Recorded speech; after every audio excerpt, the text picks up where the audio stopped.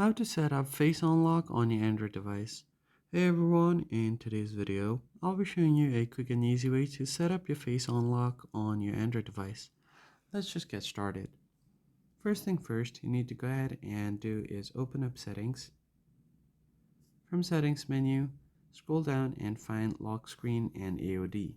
Tap on it. Then you want to go ahead and tap on Screen Lock and Biometrics. Enter your PIN.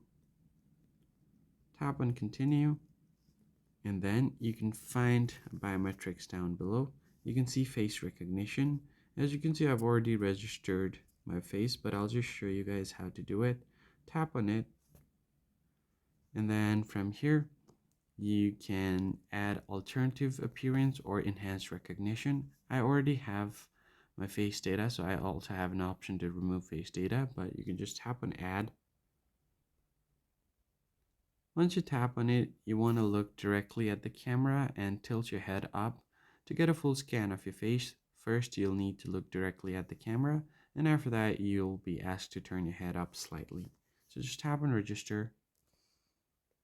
Now it's asking me to tilt up my head, so let me just quickly do that.